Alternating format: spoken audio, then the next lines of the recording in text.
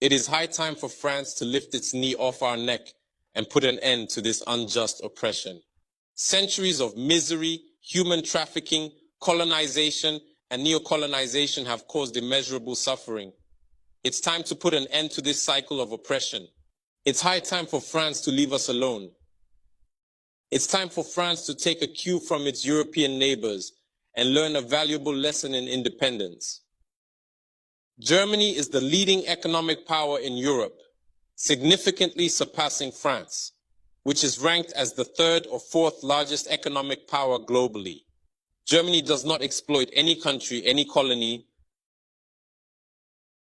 I can mention Italy, I can mention Spain, who had colonies before, but who do not exploit anyone, who do not interfere, who do not impose leaders in their former colonies. On what grounds does France believe it can continue to impose leaders on us and make choices on our behalf? This must come to an end. And the emerging Africa, the African youth, the African elites, and the African diaspora all stand united in saying no, it cannot continue any longer. France's hypocrisy is evident and pervasive in daily life. Let's examine the cases of Mali and Chad as prime examples of this hypocrisy.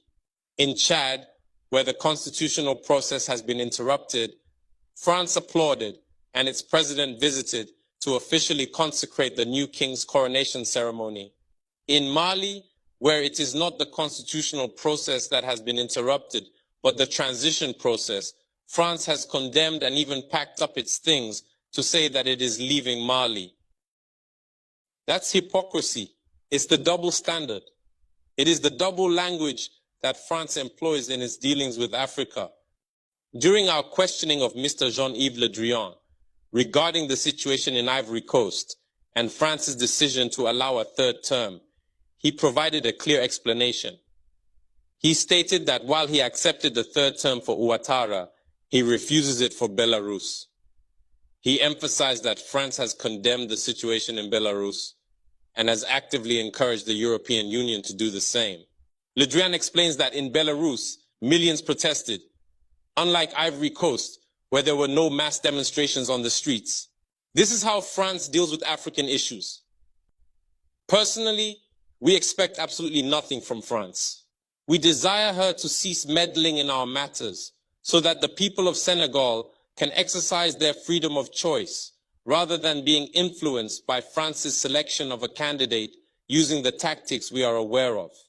We begin by targeting individuals, adorning them with the Legion of Honor or a similar knightly rank, enlisting them in Masonic lodges, and informing them to prepare themselves as they will be next in line.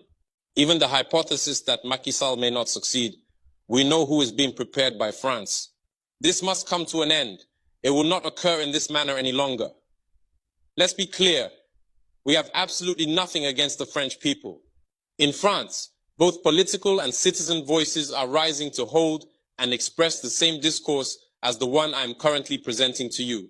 For example, the deputies, such as Mrs.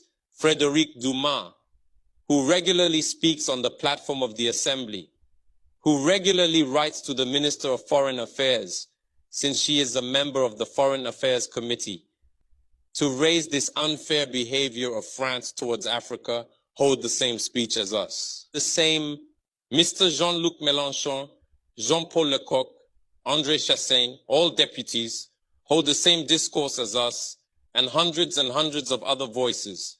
The NGOs, like other non-profit organizations, are doing remarkable work in the same direction. We strongly urge France to listen to the voices that speak to it about our plan for a more collaborative, fairer, and sustainable partnership between Africa and France. It is crucial that we work together towards a future that is equitable, just, and environmentally conscious. If she listens, I believe we'll have beautiful days ahead in our collaboration together. If he doesn't know how to cut it, thinking he can continue to function like in the time of our grandfathers, this African youth no longer accepts it. France must make preparations for a definitive break and completely withdraw from Africa. Africa belongs to Africans, not France. She belongs to no one else, neither China, nor the United States, nor anyone else.